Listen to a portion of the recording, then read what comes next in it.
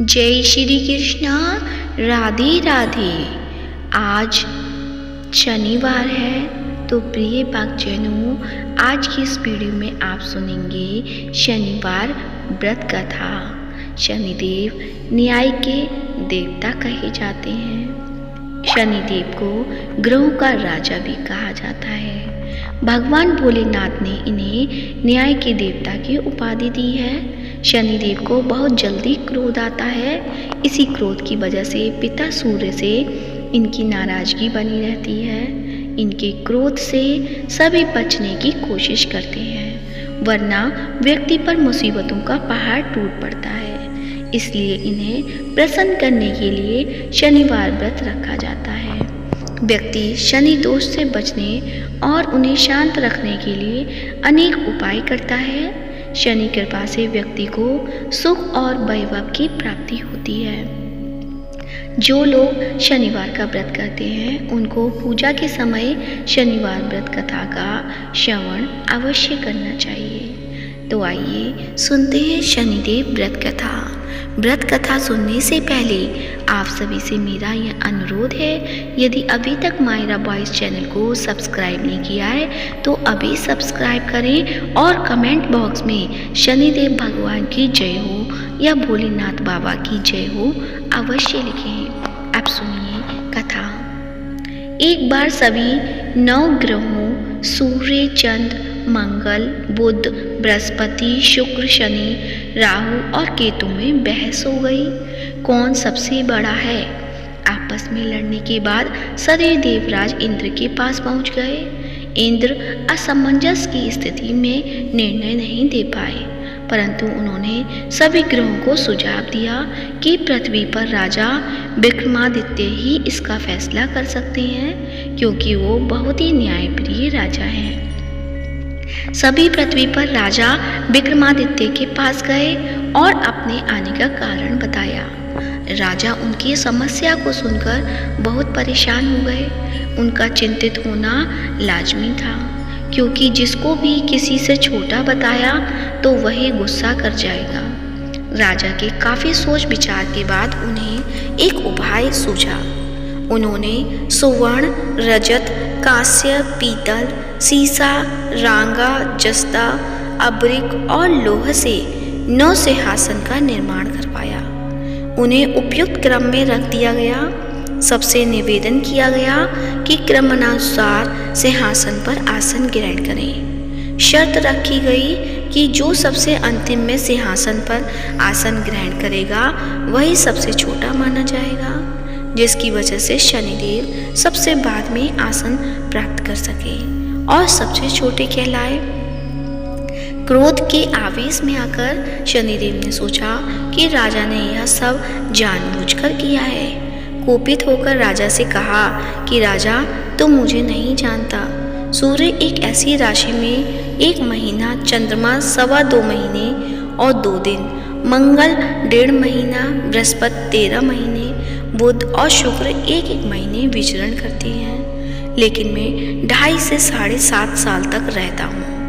मैंने बड़े बड़े का विनाश किया है। श्री राम की 7.5 आने पर उन्हें जंगल जंगल भटकना पड़ा और रावण की आने पर लंका को बंदरों की सेना से परास्त होना पड़ा। क्रोधित शनिदेव ने राजा से कहा कि अब आपको सावधान रहने की जरूरत है। इतना कहकर शनिदेव कुपित अवस्था में वहां से चले गए। समय गुजरता गया और कालचक्र का पहिया घूमते हुए राजा की 7.5 आ ही गई। तब शनिदेव घोड़ों का सौदागर बनकर राजा के राज्य में गए। उनके साथ अच्छे नस्ल के बहुत सारे घोड़े थे। जब राजा को सौदागर के घोड़ों का पता चला तो अश्वपाल को अच्छे घोड़े खरीदने के लिए भेजा। अश्वपाल ने कई अच्छे घोड़े खरीदे। इसके अलावा सौदागर ने उपहार स्वरूप एक सर्वोत्तम नस्ल के घोड़े को राजा की सवारी हेतु दिया। राजा विक्रमादित्य जैसे ही उस घोड़े पर बैठे वह सरपट वन की ओर भागने लगा। जंगल के अंदर पहुंचकर वह गायब हो गया। भूखा प्यासा की स्थिति में राजा जंगल में भटकते रहे। अचानक उन्हें एक ग्वाला दिखाई दिया जिसने राजा की प्यास बुझाई। राजा ने प्रसन्नता में उसे अपनी अंगूठी देकर नगर की तरफ चले गए। वहाँ एक सेठ की दुकान पर पहुंचकर उन्होंने जल पिया और अपना नाम बीका बताया। भाग्यवश उस दिन सेठ की खूब आमदनी हुई। सेठ खुश होकर उन्हें अपने साथ घर ले गया। सेठ के घर में खूंटी पर एक हार टंगा था, जिसको खूंटी निकल रही थी। कुछ ही देर में हार पूरी तरह से गायब हो गया। सेठ वापस आया तो हार गायब था।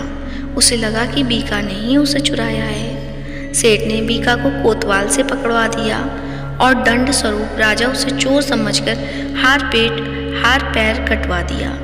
अपंग अवस्था में उसे नगर के बाहर फेंक दिया गया। तभी वहाँ से एक तेली निकल रहा था, जिसको बीका पर दया आ गई। उसने बीका को अपनी गाड़ी में बैठा लिया। बीका अपनी जीभ से बैलों को हाँकने लगा। कुछ समय पश्चात राजा की शनि दशा समाप्त हो गई। वर्षा काल आने पर बीका मल्हार गाने लगा। एक नगर की राजकुमारी मन भावनी ने मल्हार सुनकर मन ही मन प्रण कर लिया कि जो भी इस राग को गा रहा है वो उसी से विवाह करेगी। उन्होंने दासियों को खोजने के लिए भेजा, परंतु वापस आकर उन सभी ने बताया कि वह एक अपंग आदमी है। राजकुमारी यह जानकर भी नहीं मानी और अगले दिन ही वह अनशन पर बैठ गई। जब लाख समझाने पर राजकुमारी नहीं मानी, तब राजा ने उस तेली को बुलवा भेजा और बीका से विवाह की तैयारी करने के लिए कहा। बीका से राजकुमारी का विवाह हो गया। एक दिन बीका के स्वप्न में शनिदेव ने आकर कहा कि देखा राजन, तुमने मुझे छोटा बताकर कितना दुख झेला है। राजा ने क्षमा मांगते हुए हाथ जोड़कर कहा कि हे शनिदेव, जैसा दुख मुझे दिया है किसी और को ऐसा दुख मत देना। शनिदेव इस विनती को मान गए और कहा कि मेरे व्रत और कथा से तुम्हारे सारे कष्ट दूर हो जाएंगे। जो भी नित्य मेरा ध्यान करेगा और चींटियों को आटा डालेगा, उसकी सारी मनोकामना पूर्ण हो जाएगी। शनिदेव ने राजा को हाथ पैर भी वापस दिए। दूसरे दिन जब सुबह राजकुमारी की आँख खुली तो वह आश्चर्यचकित हो गई। बीका ने मन भावनी को बताया कि वह उज्जैन का राजा विक्रमादित्य है। मन भावनी खुशी से फूले नहीं समा रही थी। राजा और नगरवासी सभी अत्यंत प्रसन्न हुए। सेठ ने जब यह सुना तो वह पैरों पर गिरकर क्षमा मांगने लगे। राजा ने कहा कि यह सब शनिदेव के कोप का प्रभाव था और इसमें किसी का कोई दोष नहीं है। सेठ ने निवेदन करते हुए कहा कि मुझे शांति तभी मिलेगी जब आप मेरे घर चलकर भोजन करेंगे। सेठ ने कई प्रकार के व्यंजनों से राजा का सत्कार किया। जब राजा भोजन कर रहे थे तभी जो खूंटी पर हार निकल गई थी वही अब उसे उगल रही थी। सेठ ने अनेक मोहरे देकर राजा का धन्यवाद किया और अपनी कन्या श्री कौरी से पाणी ग्रहण का निवेदन किया। राजा ने सहज स्वीकार कर लिया। राजा अपनी दोनों रानियों मन भावनी और श्री कौरी को लेकर उज्जैन नगरी लौट आए। सारे नगर में दीपमाला और खुशी मनाई।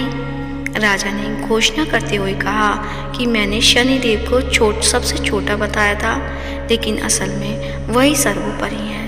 तब से सारे राज्य में शनिदेव की पूजा और कथा नियमित होने लगी। सारी प्रजा के बीच खुशी और आनंद का वातावरण बन गया। शनिदेव के व्रत की कथा जो भी सुनता या पढ़ता है या सुनाता है, उसके सारे दुख दूर हो जाते हैं। तो प्रेम से बोलिए शनि महाराज की जय हो। तो प्रिय भक्तजनों, आज की कथा कैसी लगी कमेंट बॉक्स में अवश्य बताएं और कमेंट बॉक्स में शनि महाराज की जय हो अवश्य लिखें। साथ ही इस वीडियो को ज़्यादा से ज़्यादा लाइक करें, शेयर करें और चैनल को सब्सक्राइब करें। शनिदेव भगवान की कृपा आप सभी पर सदैव बनी रहे। धन्यवाद।